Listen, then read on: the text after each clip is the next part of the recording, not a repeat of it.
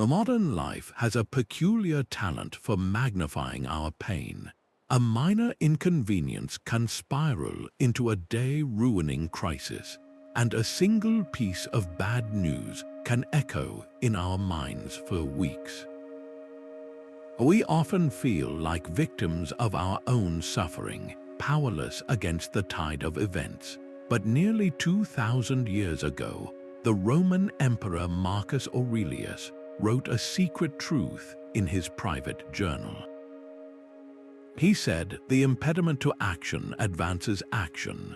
What stands in the way becomes the way." This is the core of a profound alchemy the Stoics mastered, a way to transform raw suffering into lasting wisdom and strength. This is not about suppressing pain, but about processing it through a series of disciplined mental steps. By the end of this exploration, you will have a clear and practical framework to convert your own challenges into fuel for growth. We will walk through the essential principles, from mastering your initial perception of an event to finding acceptance and taking virtuous action. How would your life change if you could view your deepest difficulties as your greatest teachers?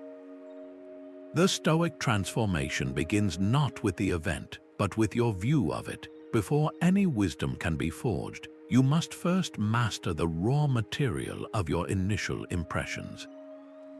The ancient Stoics had a powerful word for these first flashes of thought and feeling, phantasiae.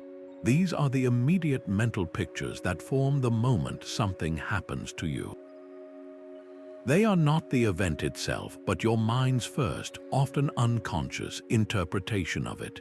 The core of their first discipline lies in the crucial gap between receiving an impression and giving it your assent. You have the power to pause and question that initial story. The philosopher Epictetus, a former slave who knew profound suffering, drilled this idea home. He stated that people are disturbed not by things, but by the views which they take of them. A sudden rainstorm is just a weather pattern until you label it as a catastrophe that ruins your day. A critical comment from a colleague is just a string of words until you interpret it as a personal attack. Your judgment is the filter that colors everything. Imagine receiving a piece of critical feedback on a project you worked hard on. The automatic, untrained impression might scream failure, incompetence, or unfairness. It feels like a direct assault, but the Stoic practice is to intercept that impression before it consumes you. You learn to see the feedback not as a verdict on your worth, but as a collection of data points. Some of it may be useful, some of it may be misplaced, but all of it is information you can choose to use or disregard. The event itself is neutral until you assign it a value. What is one recent challenge you initially judged as bad that you could re-evaluate with this neutral, observational eye? This shift in perception is the essential first step. The moment you stop being a passive recipient of circumstance and start becoming the architect of your response. But that power to question your impressions leads directly to an even more fundamental division. What if you stopped fighting the things you can't change and focused all your energy on what you can? The Stoics built their entire philosophy on this simple, razor-sharp distinction, known as the Dichotomy of Control. It is the essential filter for every single thing that happens to you. On one side are the things within your complete control, your own judgments, your intentions, your desires, and your actions. On the other side is everything else, every external event, the past, the actions and opinions of other people, your reputation, even your own body and its health. The philosopher Epictetus opens his famous handbook with this very idea, stating that some things are up to us and some things are not up to us. Our own reasoned choices are up to us. Everything else is not our business. To grasp this, picture an archer. She can control her stance, her focus, the draw of her bow, and the release of the arrow. She can aim with perfect precision, but the moment the arrow leaves the string, it is subject to a gust of wind, a moving target, or pure chance. A Stoic archer would have done her job perfectly if she executed her aim with skill and virtue. Whether the arrow actually hits the bull's-eye is a preferred outcome, but it is not within her ultimate control, and so she does not tie her peace of mind to it. She finds her success in the quality of her effort, not in the unpredictable result. Now bring this into a modern scenario. You are stuck in a massive traffic jam, late for an important meeting. The untrained mind rages against the red taillights, the clock, the other drivers. It pours all its energy into the external, into the thing it cannot control, the traffic itself. This is a recipe for frustration and helplessness. The Stoic, however, immediately applies the filter. The traffic is entirely outside my control. My emotional reaction, my frustration, my planning, what I choose to do with this time, these are within my control.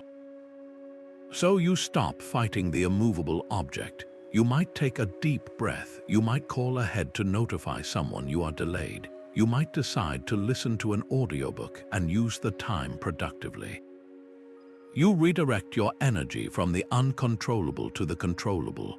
The situation may not change, but your experience of it transforms completely. So take a moment and identify one persistent source of stress in your own life. Now mentally sort it. What specific elements are truly within your control to influence or change, and what elements are fundamentally outside of it? This act of sorting is not passive acceptance. It is the first step of strategic engagement. This sorting of control is a powerful mental shift, yet it can feel theoretical when life is comfortable. The Stoics believed true resilience is not built in moments of crisis, but in the quiet times before the storm. They actively trained for hardship through a deliberate practice known as voluntary discomfort. The wealthy statesman Seneca, one of the richest men in Rome, would regularly adopt a lifestyle of simple living. He would sleep on a hard bed, wear plain clothing, and eat only the most basic food for days at a time. His contemporary, Cato the Younger, was famous for his deliberately rough and outdated cloak, a visible rejection of luxury. This was not self-punishment or masochism. It was a training exercise for the soul, much like an athlete trains their muscles. The philosopher Musonius Rufus, a teacher of Epictetus, explained this clearly. He said, if you wish to be self-controlled, you must practice abstinence. If you wish to be brave, you must practice enduring hardship. The goal was twofold. First, it built a callus against misfortune. By routinely experiencing minor hardships, you prove to yourself that you can endure far more than you think. You drain the fear from future suffering because you have already faced a controlled version of it. Second, it cultivates a profound appreciation for the comforts you do have. A simple meal tastes like a feast after a day of fasting. A warm bed feels like a sanctuary after a night on a hard floor. In our modern world, this practice is just as relevant. A voluntary digital detox where you disconnect from all screens for a full day trains you to handle boredom and find internal resources you did not know you had. Taking a cold shower in the morning is a small, daily exercise in embracing discomfort with intention. It is a tiny victory that sets the tone for your entire day, reminding you that you are in command of your reactions. This practice inoculates you against the shock of unexpected loss or difficulty. It transforms the unknown into the familiar. So ask yourself this: what small comfort could you voluntarily give up this week to strengthen your resilience? Perhaps it is skipping your usual afternoon snack, taking the stairs instead of the elevator, or leaving your phone in another room for an evening. Each small act of renunciation is a deposit into your emotional resilience bank, building the strength you will one day rely on when a real challenge arrives. Love everything that happens. This is the ultimate command of amor fati, the love of fate. It is a radical step beyond mere acceptance, where the previous disciplines taught you to endure or use what life gives you. This principle asks you to embrace it, to see every single event, especially the difficult ones, as not just acceptable but as necessary and good for your development.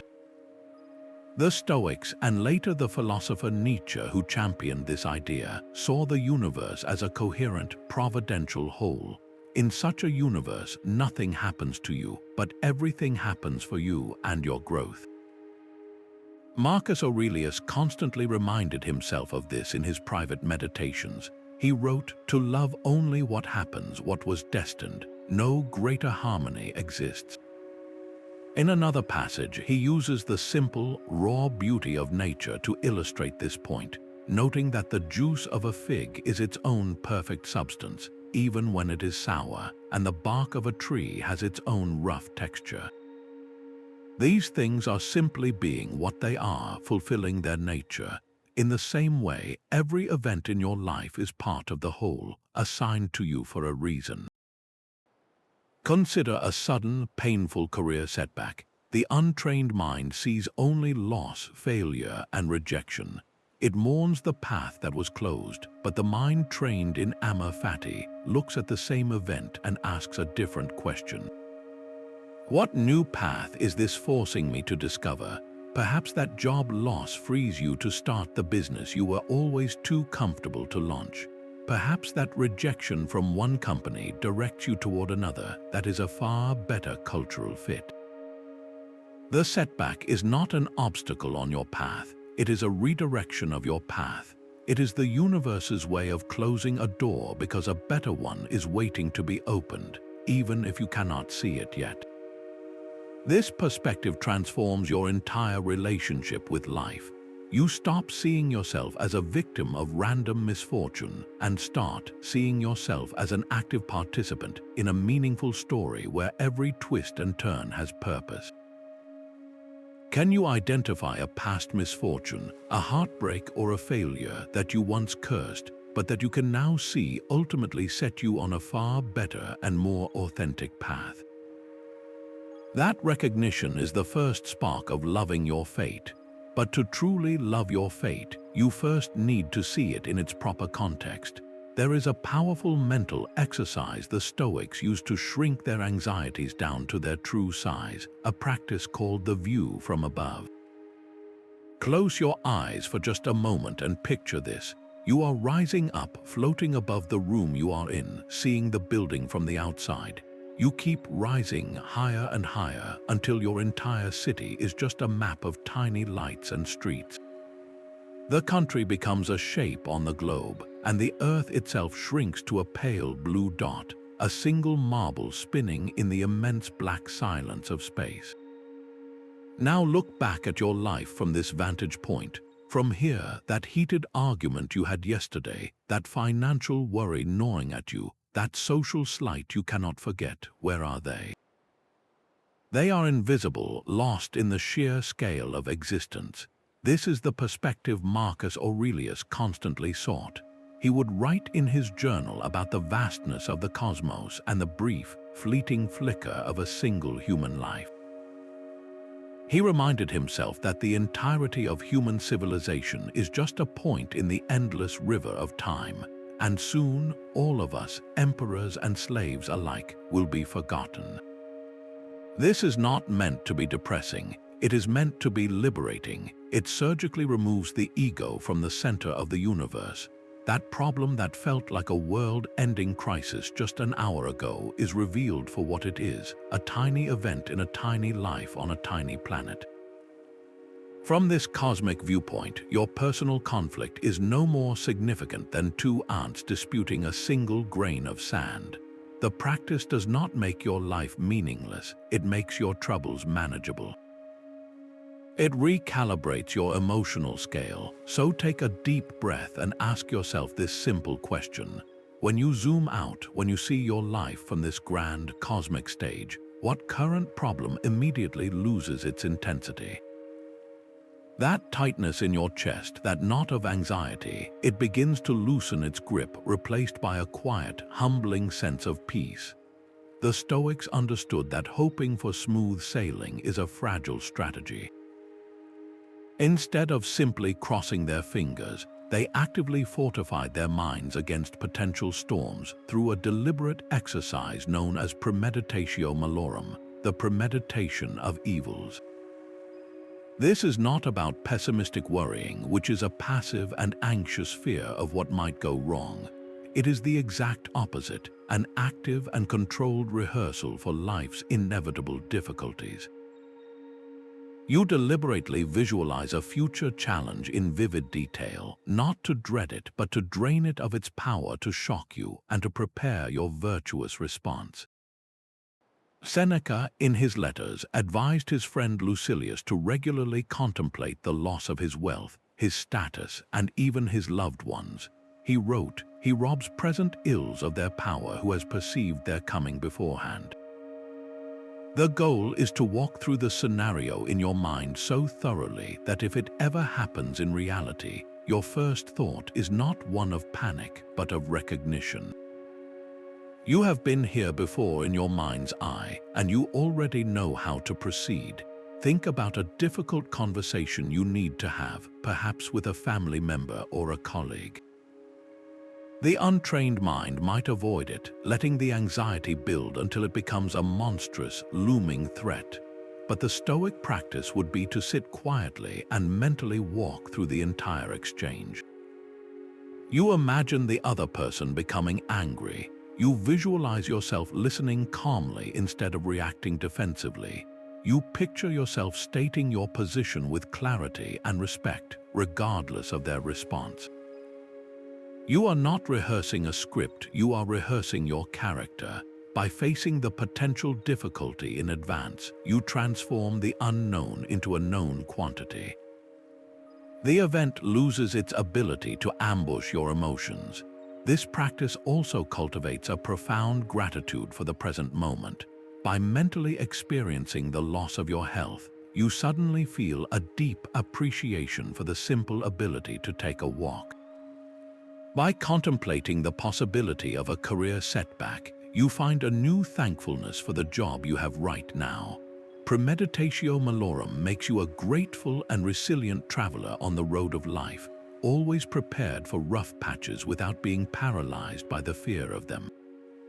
So what is one future challenge, large or small, that you can mentally rehearse facing with courage and composure today?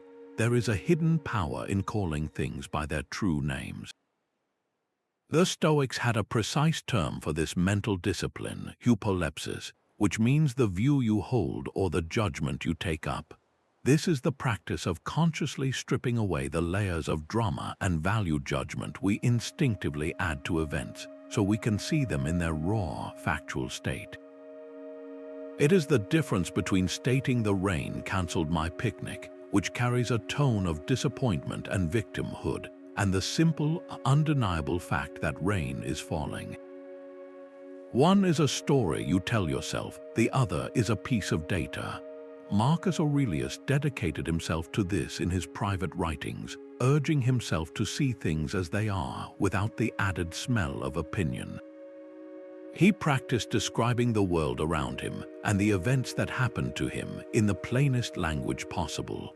A difficult person was not a monster, but a person acting according to their own flawed reasoning. A painful illness was not a curse, but a natural process occurring within the body.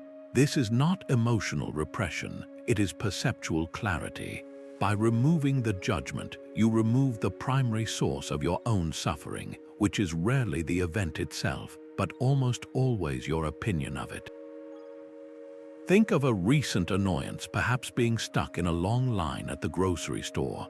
The untrained mind immediately layers on the judgment. This is a waste of my precious time. This is so inefficient. Why does this always happen to me?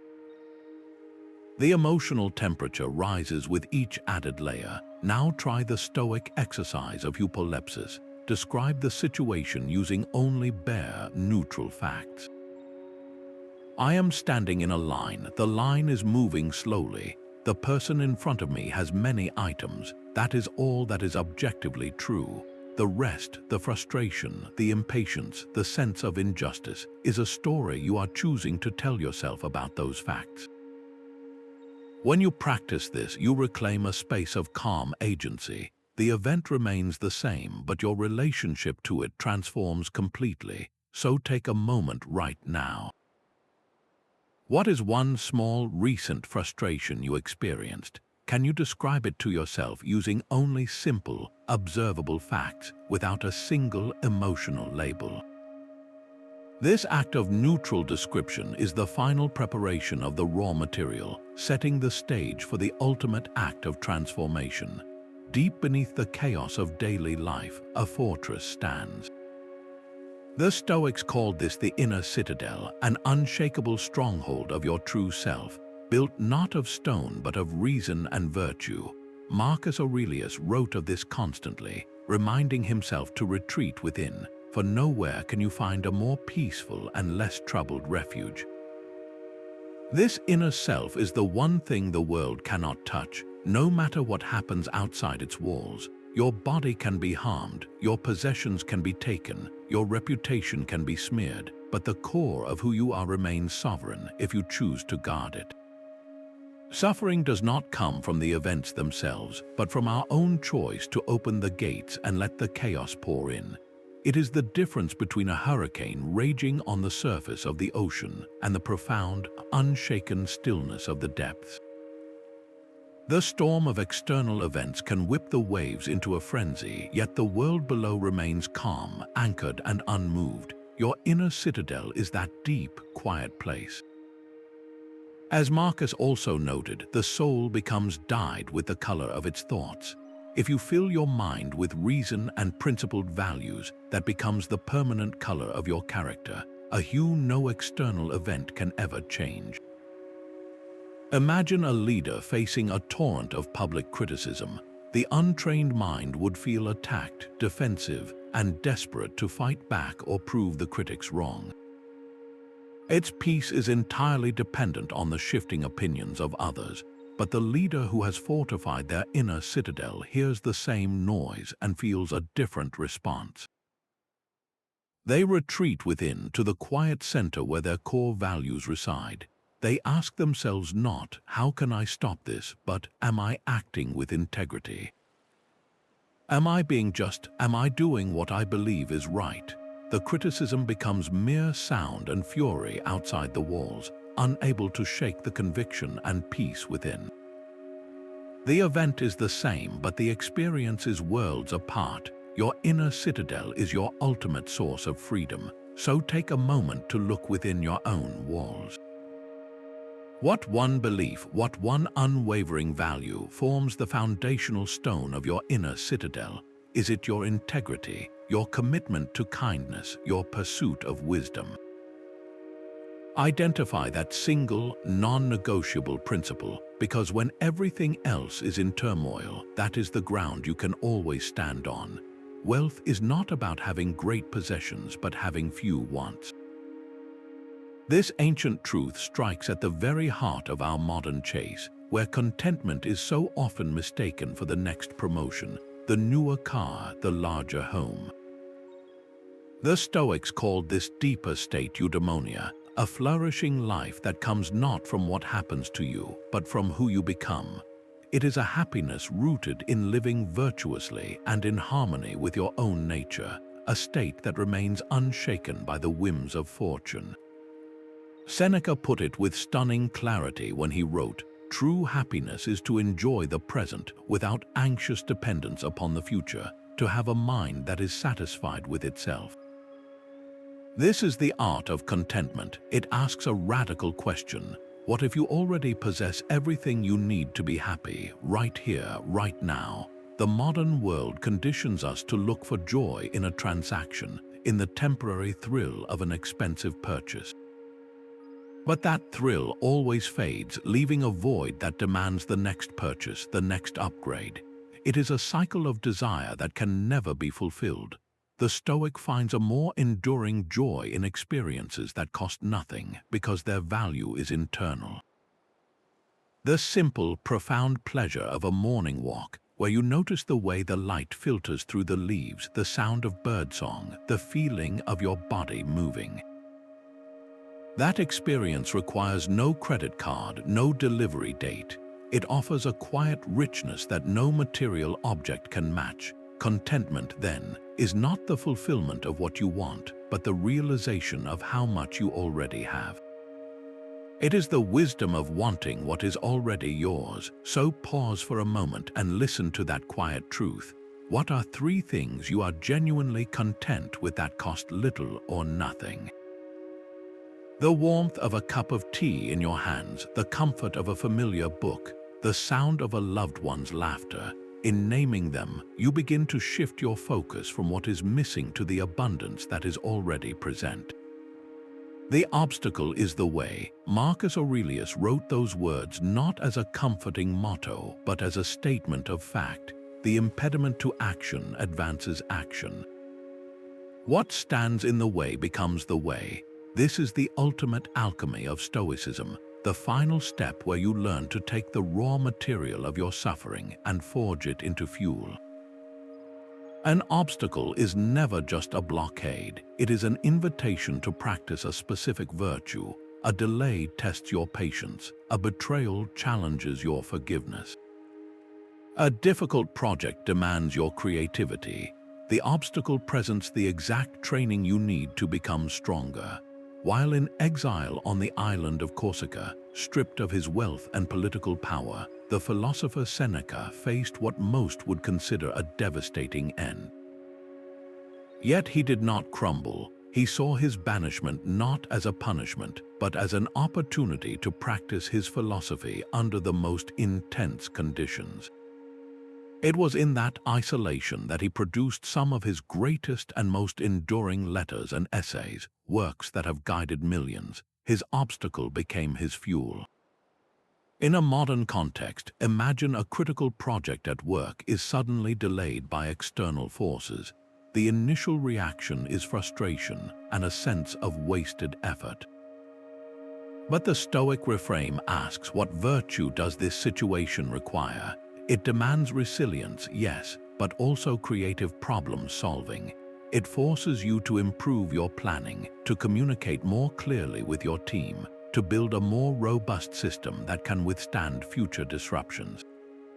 The delay is not ruining your project, it is revealing its weaknesses and giving you the chance to make it truly unbreakable. Your greatest challenges are custom-designed gymnasiums for your character. So look directly at the barrier in front of you right now. What current obstacle can you reframe as essential training for a specific strength you wish to cultivate? The day is over, but the work is not yet complete. As dusk settled over ancient Rome, a powerful ritual began in the quiet of a philosopher's study. This was the Stoic practice of self-examination, a deliberate and honest review of the day now past.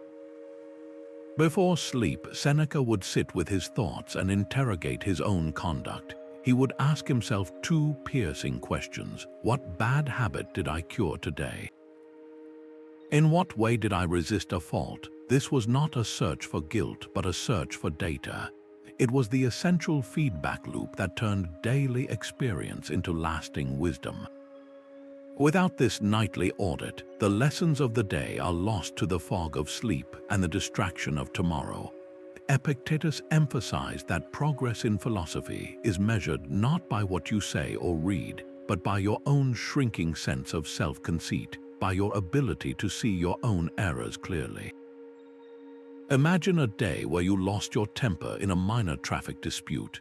The untrained mind would bury the incident, perhaps justifying the anger or blaming the other driver. But the Stoic, in their evening review, brings that moment into the light. They observe the flash of heat, the harsh words spoken. They ask, where was my virtue of patience? Why did I allow an external event to dictate my internal state? They do not beat themselves up, but they make a clear note, a mental adjustment for tomorrow. This practice builds self-awareness with the steady drip of water on stone. In our modern world, this ritual translates seamlessly into a simple journal. Just a few minutes with a notebook, recounting not just what happened, but how you responded. Where did you act with courage, with justice, with moderation? And just as importantly, where did you fall short? Tonight, before you close your eyes, ask yourself Seneca's questions. Where did I act with virtue today? And where did I fall short? This honest accounting is how you close the loop, transforming the raw events of your day into the polished wisdom of a life well lived. Marcus Aurelius often looked up at the stars and felt a profound sense of connection. He wrote in his meditations that all things are interwoven with one another, a sacred bond. This was not mere poetry, but a core tenet of Stoic physics known as sympatheia. The Stoics saw the entire cosmos as a single, living, rational entity, a vast and interconnected whole where every part, from the tallest mountain to the smallest thought in your mind, is woven into the same fabric. Your personal existence is not a solitary thread, but an integral strand in this immense, breathing tapestry. When you grasp this, your sense of isolation in suffering begins to dissolve. Your pain is not a private curse, but a note in the universal symphony of human experience. This understanding fundamentally shifts your perspective.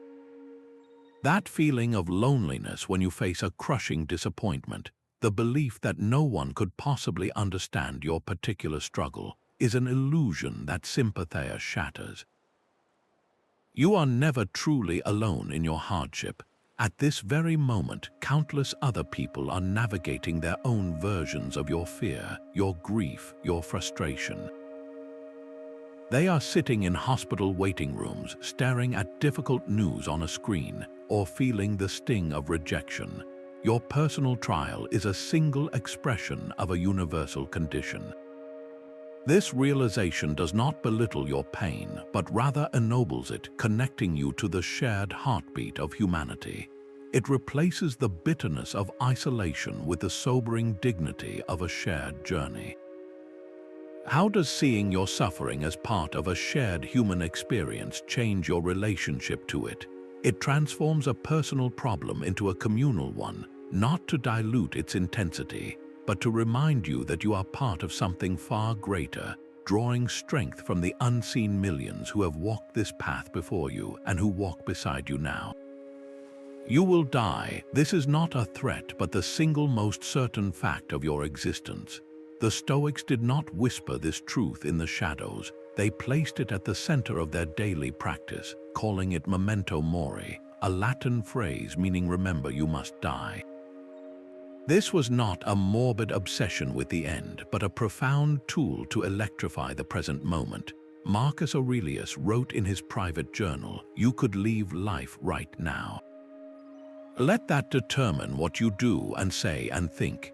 He did not mean this as a reason for panic, but as the ultimate filter for a life well lived. When you hold the reality of your own finite time as a constant, gentle companion, something remarkable happens. The small, petty conflicts that consume so much of your mental energy begin to seem absurd. That lingering resentment over a careless comment, that need to win a pointless argument, the social anxiety over what others might think of you, all of it is burned away in the clarifying fire of this perspective. Why would you spend your one precious, irreplaceable life on such trivialities? Simultaneously, this awareness ignites a powerful urgency. It pushes you to stop postponing your most meaningful work and your most important conversations. The book you have been meaning to write, the business you have been dreaming of starting, the forgiveness you have been too proud to offer, the love you have been too shy to express, memento mori whispers that now is the time. It is the enemy of procrastination and the ally of bold, decisive action. Imagine facing a difficult conversation you have been avoiding.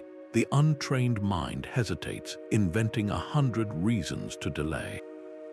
But with the remembrance of death held clearly in view, the calculus shifts entirely. The temporary discomfort of the conversation pales in comparison to the permanent regret of leaving words of reconciliation or love unspoken. This practice does not make you reckless, it makes you radically honest and intentional. So let this truth settle in for a moment.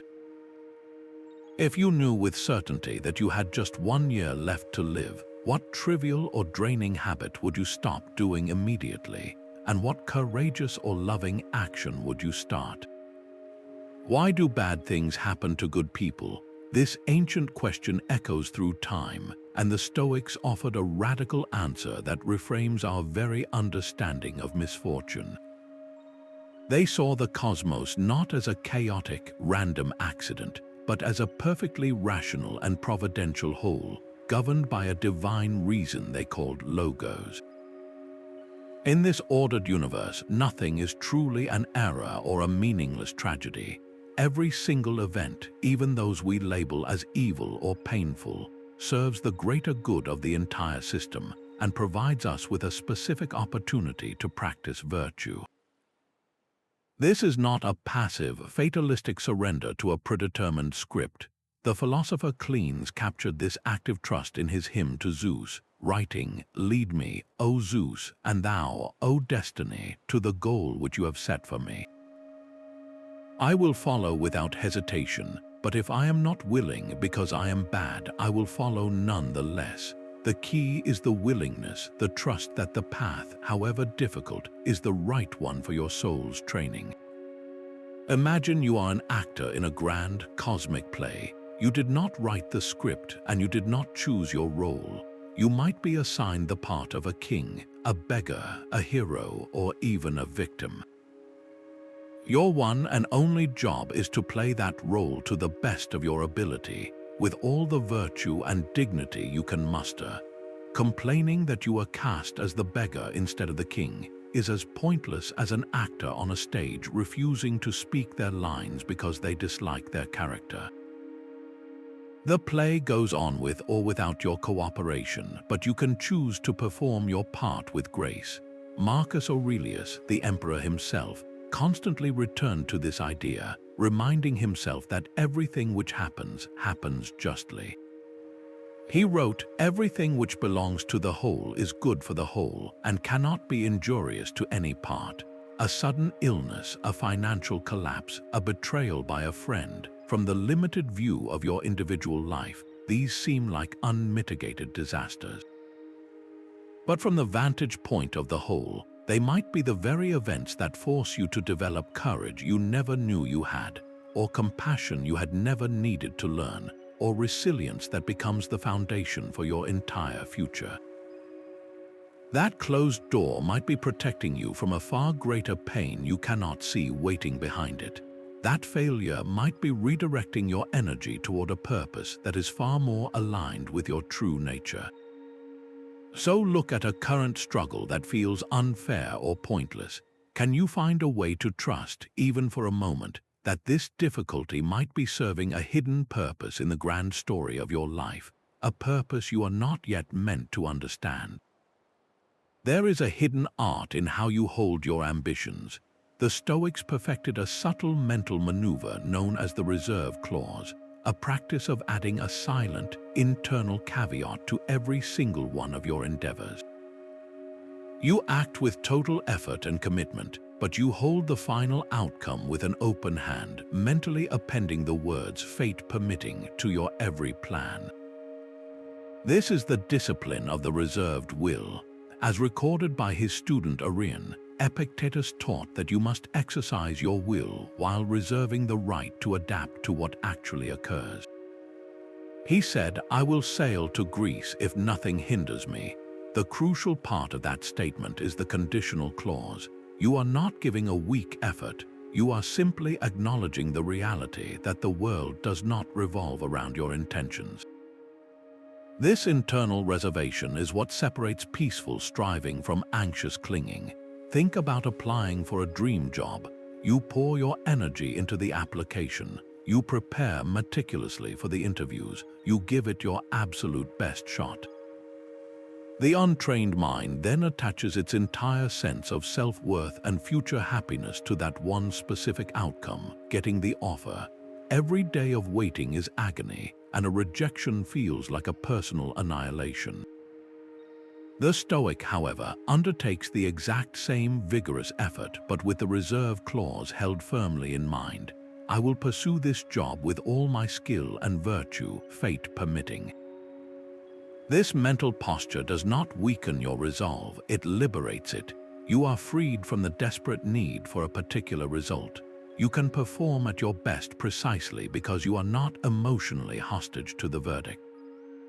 If you get the job, you receive it with gratitude. If you do not, you receive that outcome with equanimity, trusting that the cosmos may have a different, better path in store.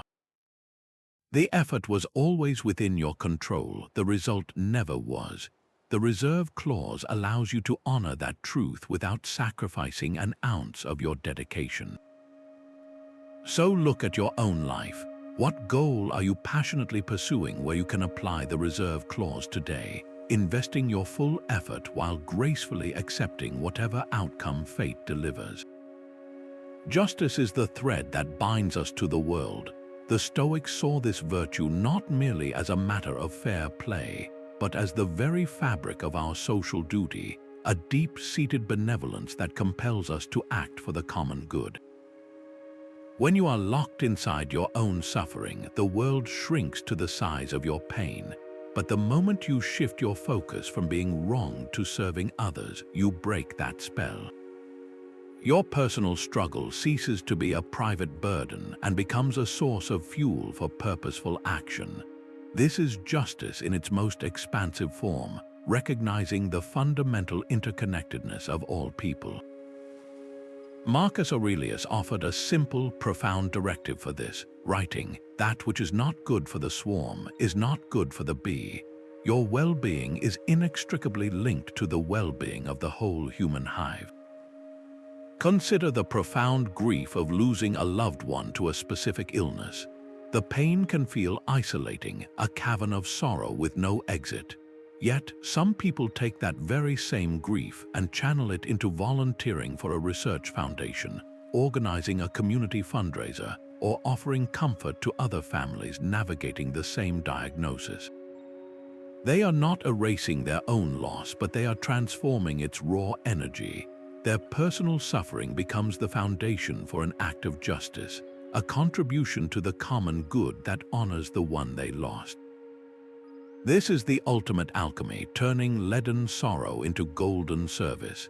It answers the question of why we suffer not with a philosophical abstraction, but with a tangible, healing action. How can you use a current personal challenge as a catalyst to act with more justice towards others? There is a hidden lever of control inside your mind, a mechanism the Stoics called synchetathesis, the power of assent. This is the ultimate source of your freedom, the critical moment that exists between the first flash of an impression and your final, full-blown reaction. You are not your initial thoughts. You are the gatekeeper who decides which thoughts to let in and which to turn away. Epictetus, with his characteristic clarity, compared this to a money changer at his table. When a customer hands you a coin, you do not simply accept it as genuine. You pick it up, you feel its weight, you examine its stamp, you test it. Your initial impressions are those coins. They arrive constantly, offered by the world, and your job is not to accept them at face value, but to scrutinize them before you give your assent. An insult, for example, arrives as a sharp, hot impression of disrespect. The untrained mind instantly assents, accepting the coin as valid currency. It believes the story of being attacked, and the reaction of anger or hurt floods in automatically. But the trained mind, the one practicing synchetathesis, catches the coin mid-air. It pauses. It examines the impression without immediately buying into it. Is this insult actually true? Is the person who said it in a position to define my worth? Is this perhaps more about their own pain than my character? By withholding your immediate assent, you create a space of choice. In that space, you find your power. You are no longer a puppet jerked by the strings of external events, but a sovereign being who chooses your response. This is not an innate talent, but a trainable skill, built one conscious pause at a time. What is one automatic negative thought that arrives in your mind, perhaps a whisper of "I am not good enough" or "this is a disaster," that you can practice withholding your assent from today? A river does not struggle to reach the sea. It simply follows the path laid out by the contours of the land, flowing around obstacles with a patient and persistent force. This is the essence of the final, all-encompassing Stoic principle, to live according to nature. For the Stoics, this single idea was the very definition of the good life. But what did they mean by nature? They spoke of it in two harmonious layers. First, there is your own human nature, which is defined by your capacity for reason and your innate drive toward virtue. Your unique gift is your rational mind, your ability to choose your judgments and actions with wisdom, justice, courage, and moderation. To act against this nature is to be ruled by raw, unchecked passion, by fear, by greed, or by anger. It is to live as less than what you are designed to be. The second layer is cosmic nature, the vast, rational, and providential order of the entire universe. The Stoics saw the cosmos as a single, living, intelligent entity, where everything happens according to a divine and interconnected logic. The founder of Stoicism, Zeno, was said to have defined the goal of life simply as living in agreement with nature. Another ancient source, Diogenes Laertius, elaborated that this means living virtuously, for virtue is the way nature leads us. When you align your personal, rational nature with the grand, rational nature of the cosmos, you find eudaimonia, that deep and unshakable flourishing.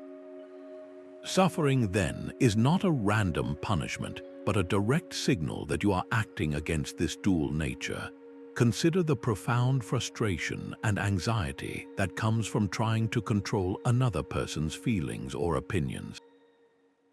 You pour immense energy into managing their perceptions, into seeking their approval, or into changing their mind.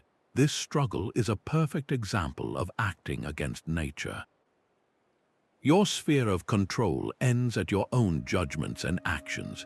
Their thoughts and feelings belong to them, part of the vast external cosmos that you cannot command. To fight this immutable reality is like a single tree trying to command the direction of the wind. It will only ever break itself in the attempt. The frustration you feel is not caused by the other person, but by your own futile resistance to the natural order of things.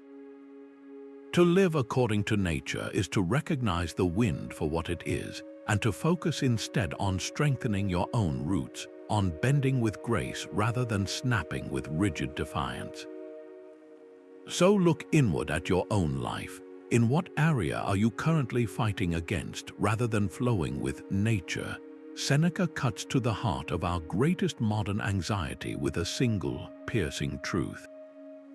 It is not that we have a short time to live, but that we waste a great deal of it. He insists that life is long enough if you know how to use it. This awareness of its brevity is not a morbid countdown, but the ultimate tool for focus. When you truly internalize that your days are finite, an immediate and powerful clarity emerges. The petty argument with a neighbor, the obsessive scrolling through social media, the hours spent worrying about what a stranger thinks of you, all of it is exposed for what it is, a theft of your most irreplaceable resource. Your time suffering over these trivialities is not just painful, it is an active mismanagement of your life. The Stoic asks a stark question: is this problem worth a piece of my one and only life? Time spent in the pursuit of virtue, in strengthening your character, in acting with kindness and courage, is an investment that compounds until your final breath. It is time that truly belongs to you, but time wasted on frivolous anger, on vain pleasures, or on anxious speculation is time lost forever, poured into a bottomless well.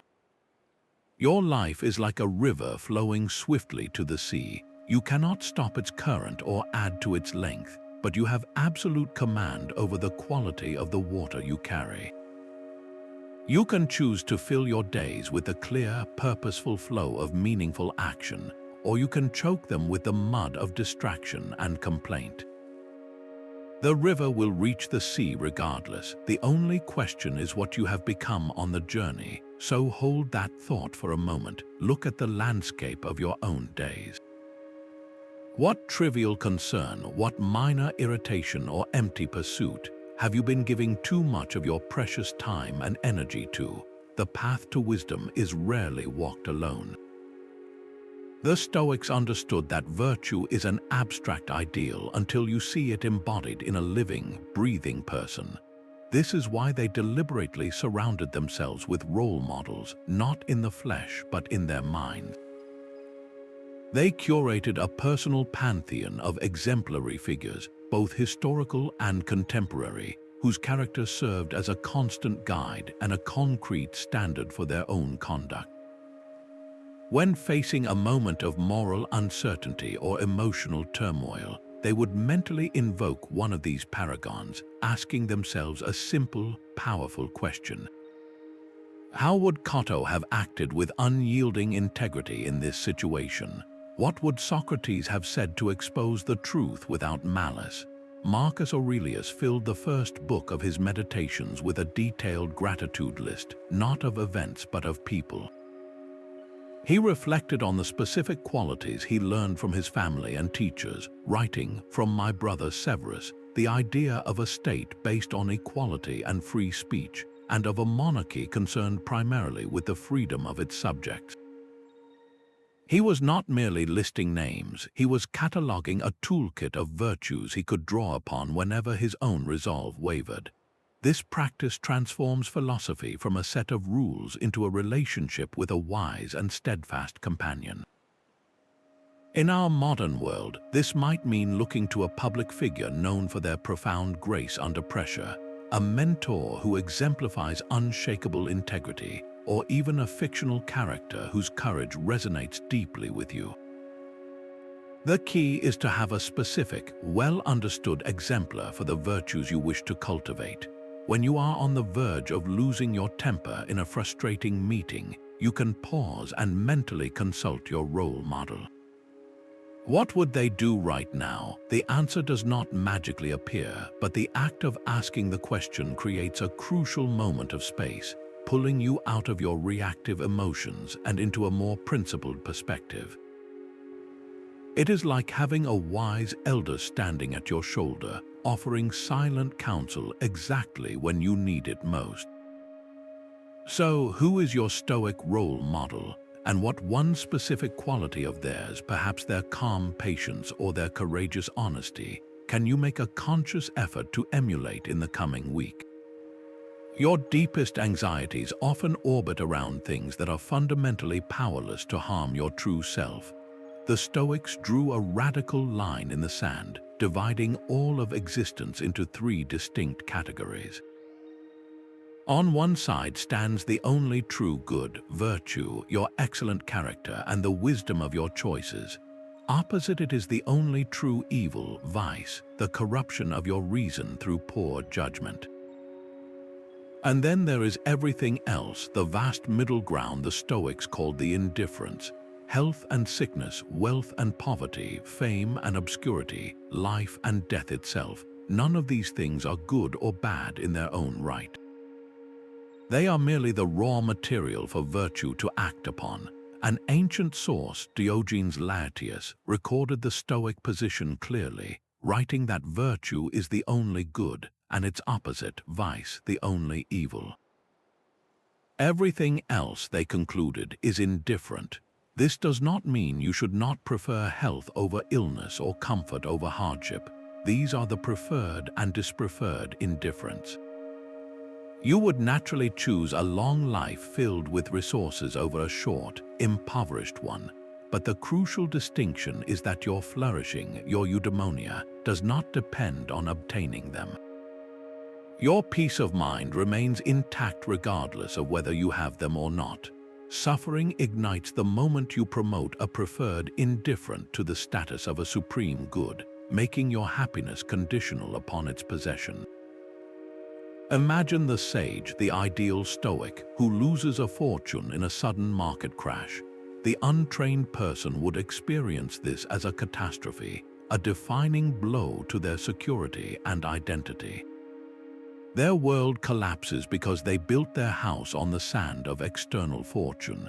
The sage, however, feels the practical inconvenience. They recognize the loss of money as a dispreferred event. But their core identity, their virtuous character, remains untouched and unassailable. They were not their wealth yesterday, and they are not their poverty today. Their worth was never in the bank account, but in the quality of their soul, which no financial loss can ever diminish. Their equanimity is not shaken because they never granted an indifferent thing the power to shake it. So look closely at the landscape of your own worries. What preferred indifferent, perhaps your social reputation or your physical appearance, have you mistakenly elevated to the level of a true good, allowing its fluctuations to dictate your inner peace? The constant noise of the world can be a subtle but powerful drain on your inner resources. The Stoics recognize that tranquility is not just about managing your reactions to external events, but also about consciously regulating the energy you expend through your own speech.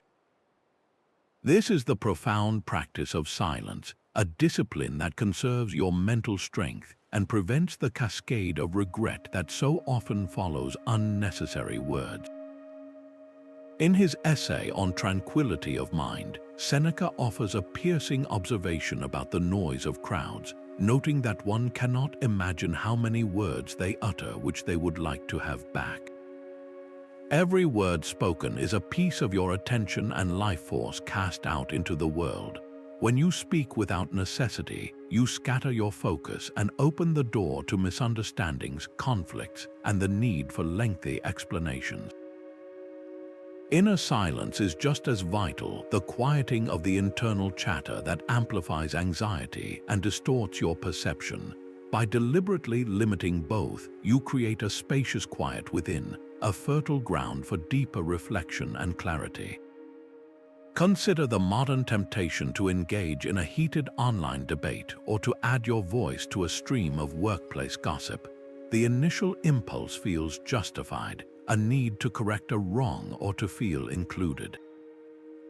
But the Stoic practice is to pause and ask what virtue is truly being served. Is this exchange likely to lead to wisdom, justice, or courage? Or is it merely an expenditure of energy that will leave you feeling drained and entangled in drama? Choosing silence in that moment is not a sign of weakness, but an act of profound strength and self-possession. It is you deciding that your peace is more valuable than winning a point or sharing a secret.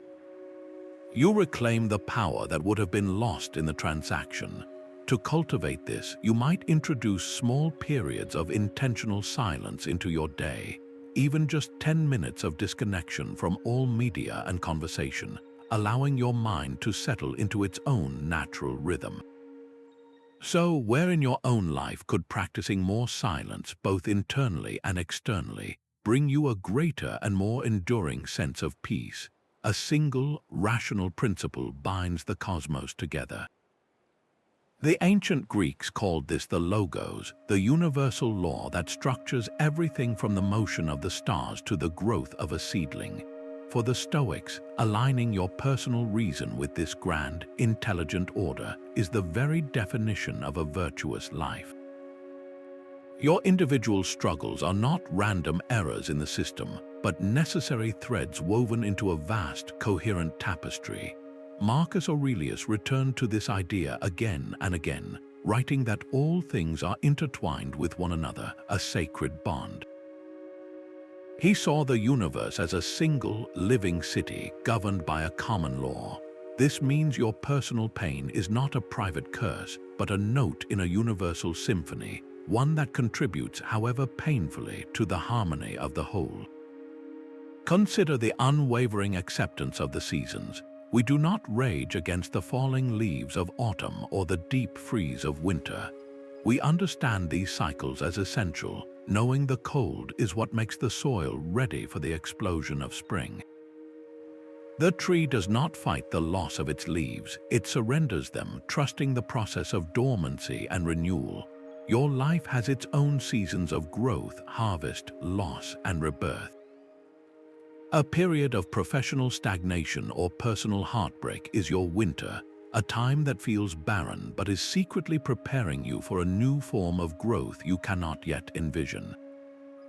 The logos is the intelligence behind this cycle, the reason why the difficult phase is as crucial as the joyful one. How can viewing your current struggle as part of a universal, rational process change your perspective? It transforms a senseless pain into a purposeful chapter, a necessary step in the grand story of who you are becoming. Stoicism is not a philosophy of suppression, but of profound transformation, especially when it comes to our deepest desires. We often exhaust ourselves chasing external validations, begging the world for a specific outcome, a certain reaction, or a particular possession. The Stoic shift is radical. It asks you to redirect the entire force of your desire inward, away from the shifting sands of externals and onto the solid ground of your own character.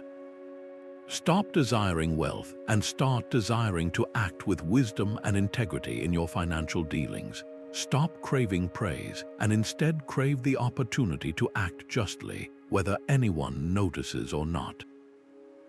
This internal reorientation is the ultimate liberation from the tyranny of unmet expectations. The philosopher Epictetus framed this as the most critical skill of all. He said that the chief task in life is simply this: to identify and separate matters so that I can say clearly to myself which externals are not under my control and which choices are under my control.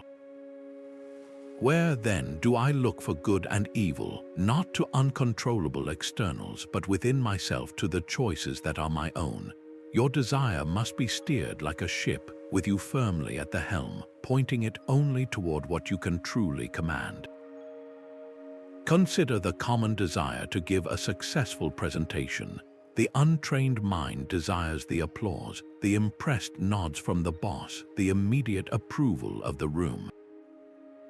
This is a desire set on an external outcome, a prize held in the hands of others. When that approval is withheld, suffering is inevitable. You feel you have failed. The Stoic, however, transforms that desire. Their sole intention is to prepare meticulously, to speak with clarity and honesty, to present the information to the best of their ability, and to remain composed regardless of the audience's reaction. Their desire is fulfilled the moment they walk away knowing they acted with virtue and diligence. The external result, whether wild applause or stony silence, is a separate matter, an indifferent that does not define their success.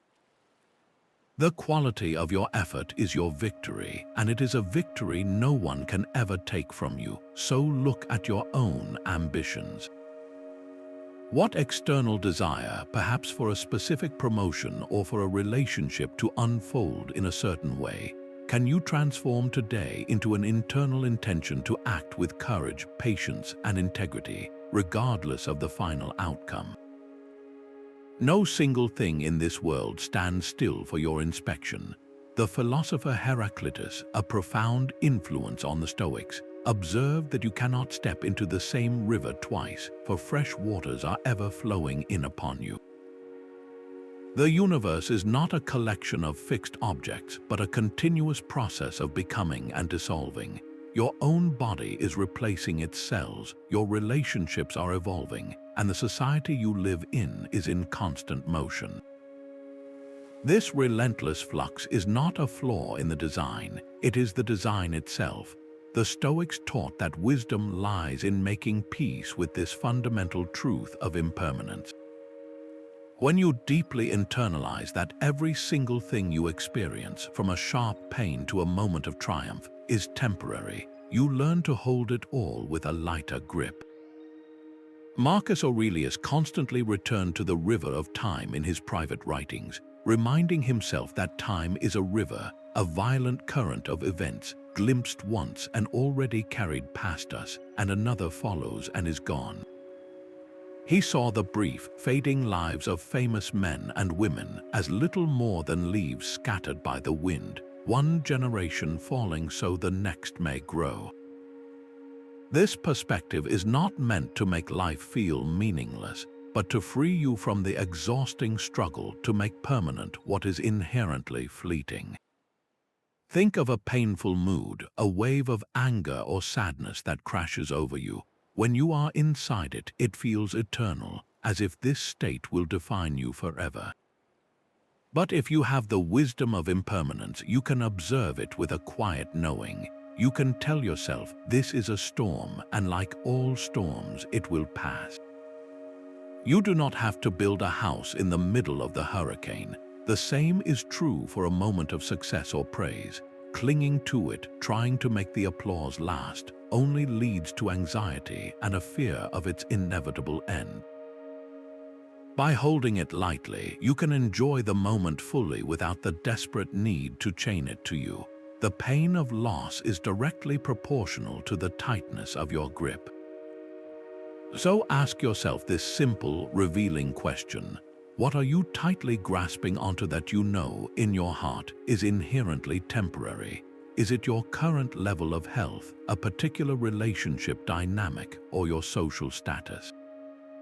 Just noticing the tension in your own grip is the beginning of a profound and lasting peace.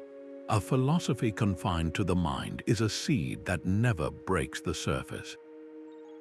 Stoicism, at its core, is not a retreat from the world but a charge back into it, armed with the clarity forged from your suffering. The entire process of perception, acceptance, and inner fortitude finds its ultimate purpose in one final, crucial step: virtuous action. Wisdom is useless if it remains a private theory, a comfort you only visit in quiet moments. It must be lived, it must be applied. Marcus Aurelius, the emperor who carried the weight of Rome, would demand this of himself each morning. He wrote, "At dawn, when you have trouble getting out of bed, tell yourself, I am getting up to do the work of a human being."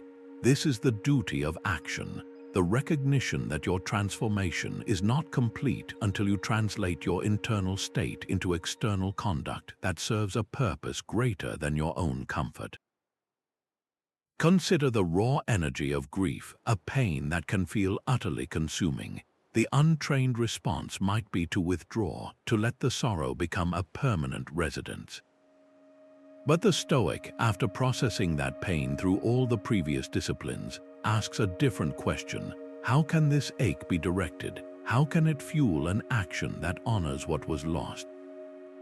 A parent who loses a child to a rare disease might channel that profound love and sorrow into founding a support network for other families, turning their personal tragedy into a lifeline for strangers. That is not passive acceptance, it is active love in its most courageous form. Your suffering becomes the compost from which compassion for others grows. The obstacle is not just the way, it is the call to action. So, with this energetic purpose in mind, ask yourself this simple, powerful question. What one small, virtuous action can you take today that is directly informed by a recent difficulty you have faced? Freedom from destructive emotions is not an empty state, but a state of profound clarity. The Stoics called this apatheia, a term tragically stripped of its true power by our modern word apathy. Where apathy is a cold indifference, a lack of feeling, apatheia is a state of being undisturbed by the irrational and overwhelming passions they called path. These are not the full range of human emotion, but specifically those turbulent storms like blinding rage, consuming greed, paralyzing fear, or obsessive lust that hijack your reason. Apatheia is the calm harbor in the midst of that storm, the condition of a soul that has mastered its own reactions. It is the ideal state from which all wise decisions flow. Seneca described the goal as a smooth flow of life, an existence free from the internal chaos that comes from being at war with yourself. Our world often glorifies emotional turbulence, as if the intensity of our anger or the depth of our anxiety is a measure of our commitment. But the Stoics saw this as a form of slavery, where you are a passenger in a vehicle driven by your own worst impulses. Imagine a leader during a corporate crisis, a moment when rumors are flying and panic is beginning to spread through the team. The untrained reaction might be paid, a surge of fear about personal failure or a burst of anger toward those who caused the problem. This emotional turbulence clouds judgment, leading to reactive, often destructive decisions. The leader who has cultivated apatheia, however, feels the gravity of the situation without being drowned by it. They acknowledge the fear without letting it direct their actions. Their mind remains clear, able to assess the facts calmly, communicate with precision, and chart a course forward based on reason, not on panic. This is not a robotic absence of feeling, but a profound presence of mind. It is the difference between being a leaf tossed in a hurricane and being the deep-rooted tree that bends but does not break. So which passion most often storms the gates of your own inner citadel? Is it a flash of rage in traffic, the cold grip of fear about the future, or the slow burn of envy? Identifying that recurring intruder is the first step toward cultivating your own unshakable apatheia. Your personal struggle is a single ripple in a vast human pond. The ancient Stoic philosopher Heracles visualized our lives as a series of concentric circles. At the very center, you find yourself, your own mind and body. The next ring holds your immediate family, followed by your local community, then your fellow citizens, and finally, the outermost circle encompasses all of humanity. We naturally feel the closest attachment to the inner circles, and that affection tends to weaken as we move outward. The entire Stoic exercise, what Heracles called drawing the circles inward, is a deliberate practice of pulling those outer rings closer to the center, cultivating a sense of kinship and duty toward every single person, even those we have never met. It is the conscious expansion of your circle of concern. This is not an abstract philosophical idea. It is a practical tool for transforming your relationship with suffering. When you are consumed by a personal problem, your world shrinks until that one issue blocks out the entire sky. You are trapped inside the innermost circle, staring at your own pain. But the moment you consciously reach out, when you perform a small act of kindness for someone in a wider circle, you break that spell. You are reminded that you are part of a much larger whole.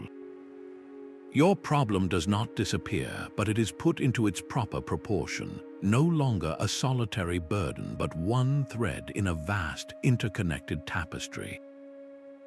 Think of a stone dropped into a still pond. The impact point is your personal suffering, a sharp, concentrated event, but the ripples expand outward, touching everything in their path. The practice of drawing the circles inward is about focusing on the ripples you send out, rather than obsessing over the initial splash. A simple, deliberate act of kindness for a stranger, like paying for the coffee of the person behind you in line or offering a genuine compliment, is a way to actively pull their circle closer to your own. In that moment, your attention shifts from what is wrong in your life to how you can bring a moment of good into someone else's. Your personal problem, while still real, loses its monopolizing weight. So, how can expanding your circle of concern today lessen the weight of a personal problem you are carrying? Every other principle finds its purpose in a single, ultimate destination. The Stoics called this the summum bonum, the highest good, and they identified it with absolute clarity. The only true good is virtue itself, the excellence of your own character. Wisdom, courage, justice, and temperance are not just admirable traits, they are the very substance of a life well lived. Everything else you encounter, from a promotion to a profound loss, is merely the raw material you use to practice these virtues. This reframes all hardship, all suffering, not as a punishment or a random curse, but as the essential training ground for achieving the highest human purpose. The Roman orator Cicero, in his work on Ends, articulated this Stoic conviction, stating that the supreme good is a life lived in accordance with nature, which means living virtuously. Think of a person who maintains their integrity even when no one is watching, who speaks with honesty even when a lie would be easier, who faces a terminal diagnosis not with rage but with a profound and dignified courage. Their circumstances do not define their success. Their wealth, their health, their reputation, these are all external conditions that come and go. Their victory is internal and permanent, rooted in the quality of their soul. All the mental disciplines you have explored, from questioning your impressions to loving your fate, are ultimately in service of this one supreme aim, to live a virtuous life.